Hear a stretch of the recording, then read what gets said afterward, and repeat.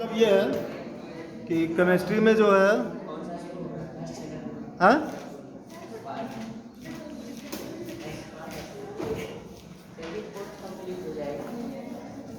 भैया वो हमारी जिम्मेदारी है ना। एक्चुअली अभी धीमा इसलिए भी चल रहे हैं क्योंकि अभी आप लोग के पास जो है जानकारी कम है। जब आप लोग जानकार हो जाओगे तो थोड़ा कोर्स को जल्दी जो है पढ़ाया जा सकता है। अरे अब इसको मान लीजिए कोई और नहीं साफ कर रहा है तो तुम ही लोग एक दिन इसको जुड़ जाओगे। अरे ये बोर्ड देख नहीं रहे हो कितना गंदा हो गया है। थोड़ा सा पानी ले लो इस पर, ऐसा सा जगह पानी छिड़क दो, फिर उसके बाद ऐसे करोगे तो बिल्कुल सफ़ेद हो जाएगा साफ। हाँ चलिए देखिए, केमिस्ट्री में पहला लेसन है, आप पाठ का नाम डाल ही लीजिए, रसायन के मूल सिद्धांत, है ना।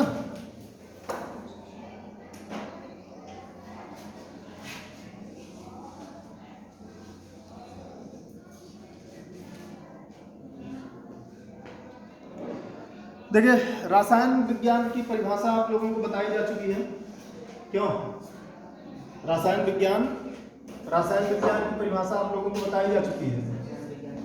रसायन विज्ञान की वह शाखा जिसके अंतर्गत हम पदार्थों की संगठन, संरचना और फिर बनाने की विधि, गुण एवं उपयोग का अध्ययन करते हैं, तो उसे हम क्या बोलते हैं? रसायन। इसके बहुत रूप हैं, बहुत है, क्या कहते हैं, इसके बहुत सारे भाग हैं, लेकिन मुख्यतः इनको जो है 4 भागों में डिवाइड किया गया। ठीक है, 4 भागों में डिवाइड किया गया रसायन विज्ञान को। आपका कार्बनिक रसायन, ठीक है, अकार्बनिक रसायन,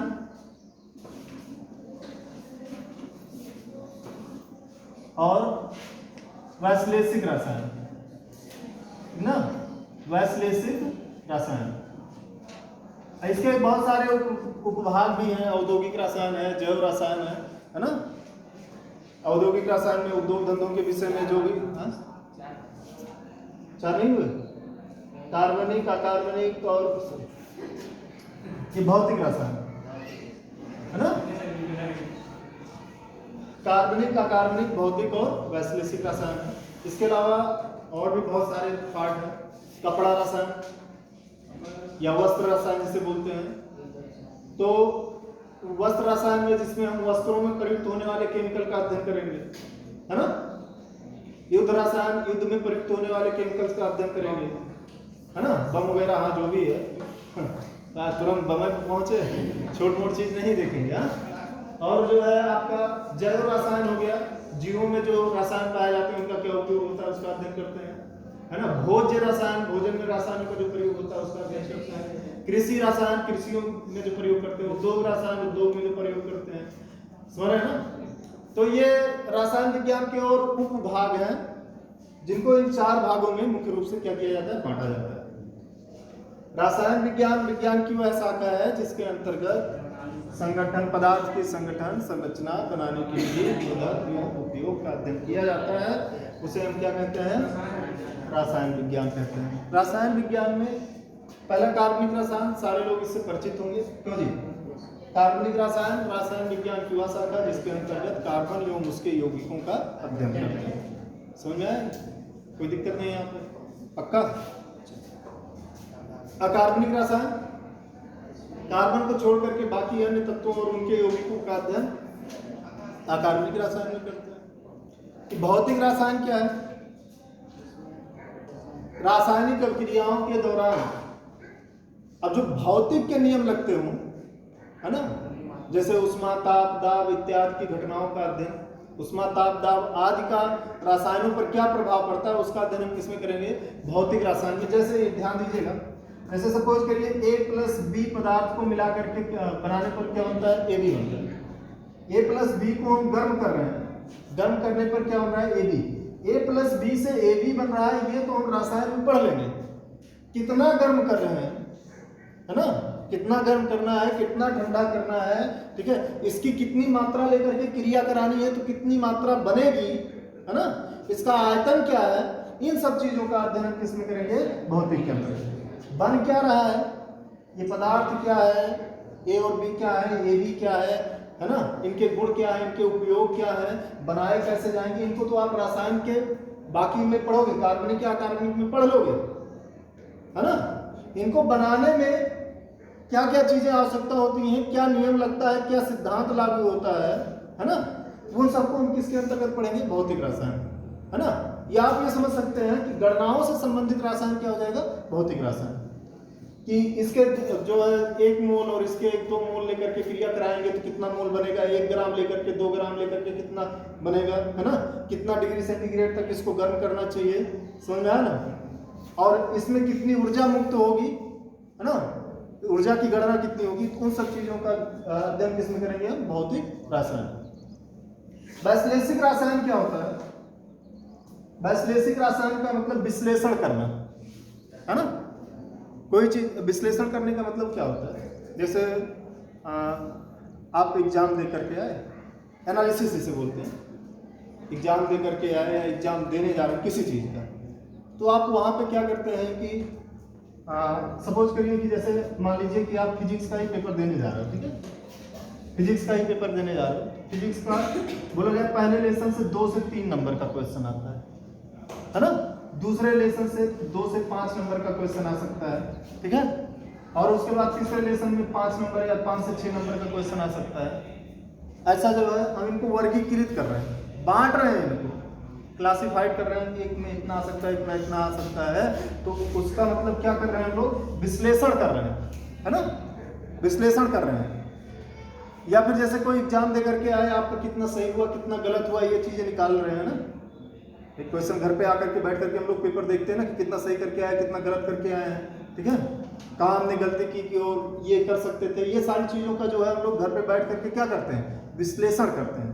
अगर उस पर चर्चा कर रहे हैं, उसको देख रहे हैं, तो क्या हो गया, विश्लेषण। तो सपोज करिए जैसे हमने कई सारे यौगिक बनाए हैं, बहुत ध्यान से सुनिएगा, कई सारे यौगिक बनाए, उनको मिक्स कर दिया गया है ABC, है ना, अब इसमें A कितना है, B कितना है, C कितना है, समझ में आया ना, इनकी सबकी मात्राएं क्या है और इनको अलग कैसे सब किया जा सकता है, ये सब हम किसमें पढ़ेंगे, वैश्लेषिक रसायन।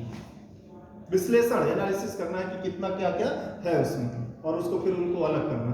कुल मिला करके ये समझ लीजिए किसके अध्ययन करना है हमको, संगठन का अध्ययन करना है, ठीक है। संगठन किससे कहेंगे, संगठन को बताया था ना, कोई पदार्थ किन किन चीजों से मिलकर बना है, किन और कितना कितना चीजों से मिलकर बना है, किसमें हो जाएगा, संगठन, और उनके अंदर वो स्ट्रक्चर कैसे, संरचना में बनाया कैसे जाए, बनाने की विधि, गुण का मतलब उनकी पहचान और उपयोग उनका कहाँ कहाँ प्रयोग कर सकते हैं।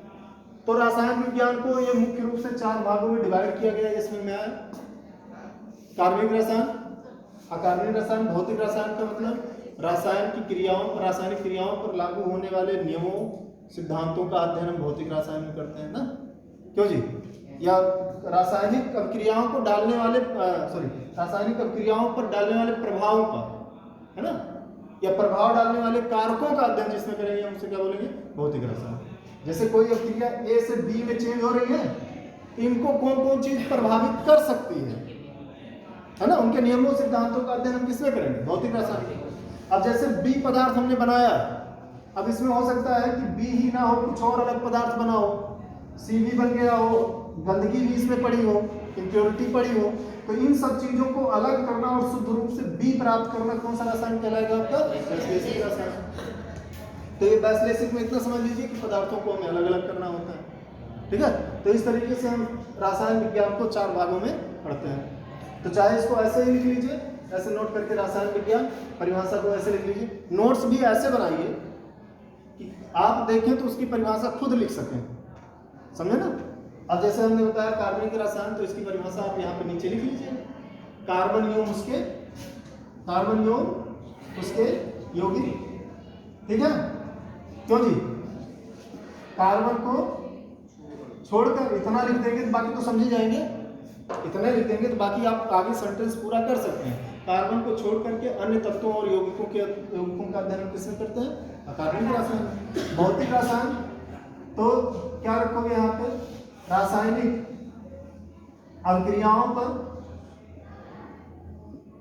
रासायनिक अभिक्रियाओं को प्रभावित करने वाले कारकों का अध्ययन ना, प्रभावित करने वाले कारकों का अध्ययन किसमें करते हैं, भौतिक रसायन में। इसमें क्या करते हैं हम लोग, पदार्थों का वर्गीकरण कर सकते हो, क्यों जी, पदार्थों का वर्गीकरण करते हैं, इसमें वर्गीकरण अलग अलग कर सकते हैं या शोधन कर सकते हैं। कह सकते हो कि रसायन विज्ञान की भाषा का, जिसके अंतर्गत हम पदार्थों के शोधन है ना, या पदार्थों को अलग अलग वर्गीकृत करने के विषय में अध्ययन करते हैं, समझे ना।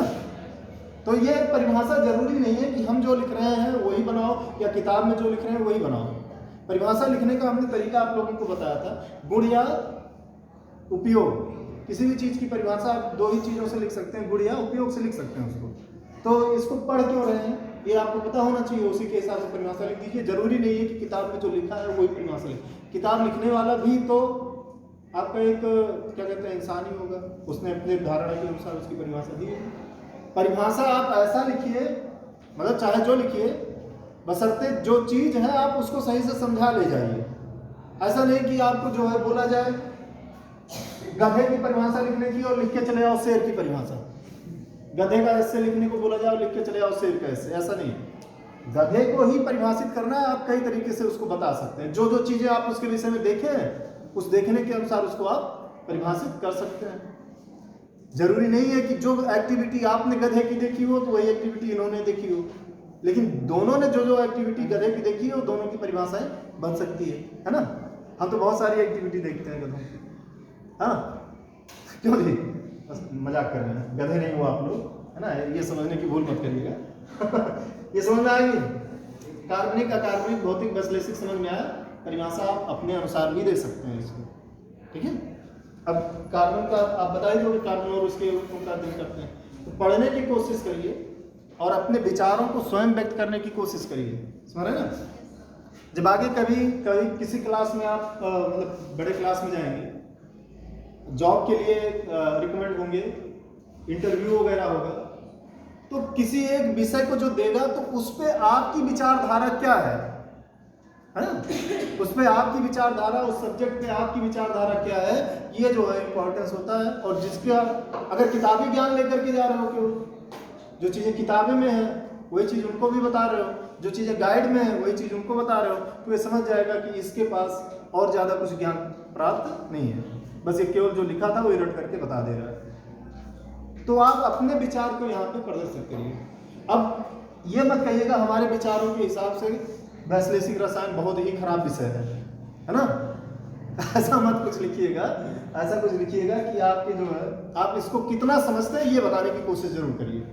वैश्लेषिक रसायन को आपने कितना समझा है, कितना आप जानते हैं, हर एक चीज की परिभाषा का यही एक स्रोत है और इसी को बनाओ। हम जितना पढ़ा रहे हैं उसको खूब अच्छे से पढ़ो, खूब अच्छे से समझो और खुद से उसकी परिभाषा बनाओ। सेंटेंस लिखना तो आता है हिंदी में ना, है ना, गलत सही सेंटेंस तो नहीं लिखते ना, सही सही सेंटेंस लिखते हैं, जहां होता है होती है इतना तो जानते होंगे, सेंटेंस में कहाँ प्रयोग करना है, हाँ। तो उस तरीके से हमारी बातों को आप समझिए, परिभाषा खुद बनाइए, और तब वो जब जाकर के वहां पे लिखेंगे तो वो समझ पाएगा एग्जामिनर जो होगा कि हाँ इस बच्चे ने मेहनत की है, खुद को जो है कितना समझा है वो बता रहा है, इसके अंदर इसकी जो है समझ है, इस चीज इस विषय पर उसकी समझ है ना। अदरवाइज क्या होगा कि आपने यही टॉपिक जो इसमें लिखा हुआ है वही डायरेक्ट लेकर के जाकर परिभाषा, अच्छा जो सर्वथा सत्य होता है उसकी एक ही सिंगल परिभाषा होगी, है ना, बात समझ रहे हैं ना। जो सर्वथा सत्य होगा वो सिंगल ही परिभाषा उसकी होगी। अब सर्वथा सत्य का मतलब ये भी हो गया कि कुछ चीजें जो बिल्कुल आंतरिक मान होता है उसमें परिभाषा में आप चेंज नहीं कर सकते हैं, है ना। जिसे अभी ये बोला गया कि 4 डिग्री सेंटीग्रेड ताप पर 1 लीटर पानी का वजन कितना हो, 1 किलोग्राम। तो आप ये कहें कि जो है जो नाले वाला पानी होता है सर उसका जो है 4 डिग्री सेंटीग्रेड पे 1 किलो से ज्यादा हो जाएगा, है ना। तो ऐसा कुछ नहीं, उसमें आप ये लिख सकते हो, हाँ परिभाषा को बढ़ा सकते हो। 4 डिग्री सेंटीग्रेड ताप पर शुद्ध जल के 1 लीटर का ताप 1 किलोग्राम होता है, तो उसमें आप परिभाषा और बढ़ा सकते हो। परिभाषा कैसे बढ़ाओगे उसको, ये बता सकते हो कि चूंकि 4 डिग्री सेंटीग्रेड ताप पर जल का आयतन सबसे कम और घनत्व सबसे अधिक होता है, इसलिए मापन में 4 डिग्री सेंटीग्रेड दिया गया। और 4 डिग्री सेंटीग्रेड ताप पर 1 लीटर जल का द्रव्यमान कितना हो गया? 1 किलो। क्योंकि 4 डिग्री सेंटीग्रेड ताप पर 1 लीटर पात्र में जल की अधिक मात्रा आ सकती है। तो इतना बड़ा बना करके उसको बता सकते हो आप, है ना। कुल मिलाकर के ये समझाने का प्रयास हम कर रहे हैं, किसी चीज की परिभाषा ऐसा दीजिए कि आप उसके विषय में कितना जानते हैं, आप उसको कितना समझते हैं, ऐसी परिभाषा दीजिए, है ना। ऐसा बनाने की कोशिश करिए घर पे बैठ करके, समझे कि नहीं? ऐसा बनाने की कोशिश करिए, और फिर उसके बाद नहीं आ रहा है, नहीं बन रहा है, तब तो हम जो लिख पा रहे हैं वो तो लिखोगे, वो तो जिंदाबाद, है ना। जो बुक में परिभाषा उसका जिंदाबाद, लेकिन खुद से लिखने की कोशिश करिए आप। नहीं तो अब इसके विषय में बाद में चर्चा करते हैं। ये समझ में आया जी? इसको नोट भी कर लिया? हाँ ठीक है, चलिए मिटा रहे हैं इसको। अब अगला टॉपिक है पदार्थ। पदार्थ या द्रव्य, क्यों जी? इसकी परिभाषा हुई थी ना, क्यों? पदार्थ या द्रव्य किसे कहेंगे? वह जो स्थान लेता है और जिसमें द्रव्यमान होता है। द्रव्यमान मतलब जो कणों से मिलकर बना हो। द्रव्यमान मतलब कौन धातु बोला? कोई धातु भी बोला? किसी पदार्थ में उपस्थित समस्त कणों का परिमाण उसका द्रव्यमान कहलाता है। चलो ठीक है, पदार्थ या द्रव्य, ठीक है, ये परिभाषा तो हम जान रहे हैं। वह जो स्थान घेरता है जिसमें कुछ द्रव्यमान होता है। इनका क्लासिफिकेशन 2 तरीके से हम लोग करते हैं, क्यों? एक भौतिक अवस्था के आधार पर, क्यों जी? और दूसरा जो है रासायनिक गुण के आधार पर, है ना। रासायनिक गुण के आधार पर या रासायनिक संगठन के आधार पर, जो भी कह सकते हैं आप, ठीक है। भौतिक अवस्था के आधार पर इनका वर्गीकरण मुख्य रूप से ठोस, द्रव और गैस है। लेकिन गैस की 2 उप अवस्थाएं और हैं, है ना, क्यों जी? एक है प्लाज्मा और दूसरा बोस आइंस्टीन कंडेंसेट, ठीक है। ये है, और इनको सबको आप अच्छे से जानते हैं, इनको समझाया भी है। ठोस जिनका आयतन आकार दोनों निश्चित होता है, द्रव जिनका आयतन निश्चित आकार अनिश्चित, गैस जिसका आयतन आकार दोनों निश्चित। प्लाज्मा अति उच्च ताप पर गैस की वह अवस्था जो क्या उत्सर्जित करने लग जाए? प्रकाश, बताया था। अति उच्च ताप पर गैस की वह अवस्था जो क्या उत्पन्न करे? प्रकाश, वो क्या कहलाता है? आपका प्लाज्मा। जैसे बल्ब में भरा गैस जब बल्ब ऑन करते हैं तो क्या उत्पन्न करने लग जाता है? प्रकाश। या सूर्य किससे मिलकर बना हुआ है? प्लाज्मा से, ठीक है। बोस आइंस्टीन कंडेंसर, इसको क्या बोला था हमने? अति निम्न ताप पर गैस की वह अवस्था जब उसकी घनत्व कितना हो? 1/1 लाख। 1/1 लाख जब उसका घनत्व 1/1 लाख हो तो क्या कहलाएगा? वो बोस आइंस्टीन कंडेंसर, है ना। ये भी समझा दिए थे एक बार पहले, विचार बता दिए थे, और नहीं तो अभी जो बता दिए उसी के हिसाब से समझ लीजिएगा। फिर रासायनिक गुण के आधार पर पदार्थों को 2 भागों में बांटा गया।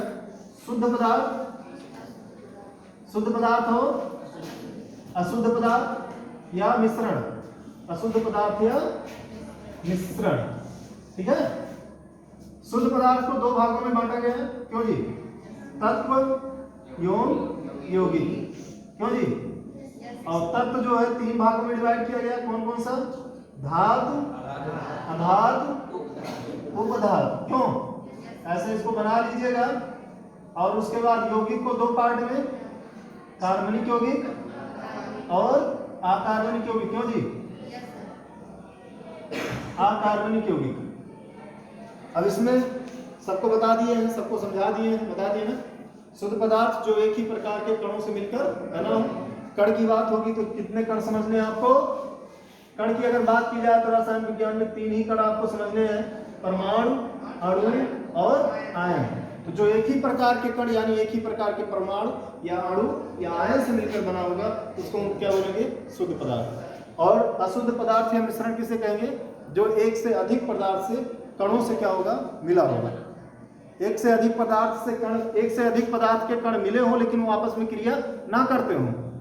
हाँ, नहीं तो पता चले कि ऐसे कोई 2 पदार्थ मिला लीजिए जो आपस में क्रिया करते हों, तो आपस में क्रिया करके फिर से नया पदार्थ बना लेंगे और वो शुद्ध पदार्थ हो जाएगा, है ना। जैसे हमने ये कहा कि मान लीजिए आप यहाँ पे ले लीजिए हीलियम गैस ले लिया और आपने नाइट्रोजन गैस ले लिया, दोनों आप क्रिया नहीं करते हैं, तो ये आपका क्या कहलाएगा? मिश्रण कहलाएगा, है ना। लेकिन अगर आपने जैसे H2 ले लिया और फिर O2 ले लिया और प्लेटिनम के धातु पर इसे अधिक ताप दिया गया, ये तुरंत बना लेगा H2O। ये शुद्ध पदार्थ, ये शुद्ध पदार्थ, H2O भी क्या बन जाएगा? अपना शुद्ध पदार्थ, तभी मिश्रण नहीं रह जाएगा। मतलब वो जुड़ने नहीं चाहिए, रासायनिक संयोग नहीं करने चाहिए, है ना सर। वो रासायनिक संयोग नहीं करने चाहिए। रासायनिक संयोग करने का मतलब वो आपस में क्रिया करके दूसरा पदार्थ नहीं बनाना चाहिए, जो है वो वैसे को वैसे रहे। तो वो क्या कहलाता है? आपका अशुद्ध पदार्थ या मिश्रण। दो या दो से अधिक पदार्थों का, दो या दो से अधिक प्रकार के कण जो आपस में रासायनिक संयोग ना करते हों का जो मिश्रण होगा वही आपका क्या कहलाएगा? अशुद्ध पदार्थ कहलाएगा, है ना। ये बोल सकते हैं दो या दो से अधिक कणों जो कि आपस में क्रिया नहीं करते हैं से मिलकर बना होता है। समझ में आया ना। फिर अशुद्ध पदार्थ को दो भागों में डिवाइड किया गया, कौन कौन से? समांगी मिश्रण, समांगी मिश्रण हो गया, और उसके बाद क्या बनाया गया? विसमांगी मिश्रण। क्यों जी? विसमांगी मिश्रण। अच्छा, समांगी मिश्रण जिसके प्रत्येक भाग का संगठन क्या हो? समान हो। इसमें एक ही बताया था हमने, क्या? विलयन, जिसके प्रत्येक भाग का संगठन समान हो, जैसे कि विलयन हो गया। और उसके बाद जो है विसमांगी मिश्रण जिसके प्रत्येक भाग का संगठन समान ना हो। तो इसमें दो बताया था हमने, कुलाइडी और निलंबन। क्यों जी? ये दो बताए थे ना, ये जो होते हैं विसमांगी होते हैं। क्यों? ये सारी चीजें पढ़नी है आप लोगों को, लेकिन बस यहाँ पे इसे क्लासिफाइड हम कर लेंगे। और सबकी एक बार से परिभाषा, शुद्ध पदार्थ जो एक ही प्रकार के कण से मिलकर बना हो शुद्ध पदार्थ कहलाएगा। तत्व जो एक ही प्रकार के परमाणु से मिलकर बना हो, ये एक प्रकार के, अभी बताते हैं, एक प्रकार के कण, ये एक प्रकार का परमाणु, एक प्रकार का परमाणु, ये एक से अधिक प्रकार का परमाणु, अधिक प्रकार का परमाणु, जैसे H2O। अब इसमें H और O दो अलग अलग परमाणु, दो अलग अलग प्रकार के ना। और तत्व में जो एक ही प्रकार का हो, जैसे P4, इसमें चारों P एक ही प्रकार के हैं। H2 रख लीजिए, O2 रख लीजिए, सोडियम रख लीजिए, पोटेशियम, कुछ भी रख लीजिए, ये सब आपके क्या हो जाएंगे? तत्व हो जाएंगे। अब तत्व को धात, अधात, उपधात, जो धन आयन बना सकते हैं और विद्युत और उष्मा के सुचालक होते हैं धात कहलाते हैं, जो ऋण आयन बना सकते हैं और विद्युत और उष्मा के सुचालक कुचालक होते हैं, क्या कहलाते हैं? अधात। और जिनमें ये दोनों गुण पाया जाता है उन्हें क्या कहते हैं? अधात, है ना। ये सब आगे क्लासिफिकेशन में पूरा पढ़ाएंगे, समझाएंगे। यौगिक में कार्बनिक यौगिक जिनमें कार्बन पाया जाता हो, है ना, और जो जीवित पदार्थों से प्राप्त किए जा सकते हो। अकार्बनिक यौगिक जिनमें कार्बन ना पाया जाता हो, और ये समानता क्या कहते हैं? निर्जीव पदार्थों से ही प्राप्त होते हैं, ठीक है। फिर उसके बाद जो है आपका विलयन, समांगी मिश्रण है ना। इसके प्रत्येक भाग का संगठन क्या होता है? प्रत्येक भाग का संगठन समान, और इसमें जो है प्रत्येक भाग का संगठन समान नहीं होता है, असमान होता है। समझ में आया ना। कोलाइड, निलंबन, ये सब सारी चीजें आगे आप लोग क्लास में पढ़ोगे, लेकिन अभी यहाँ पे ऐसे समझ लीजिए, ठीक है। कोई दिक्कत? क्लासिफिकेशन में कोई दिक्कत तो नहीं ना? क्यों जी? तो इसको ऐसे बना लीजिए एक ट्री के रूप में, ऐसे बना लीजिए, लिख लीजिए इसको।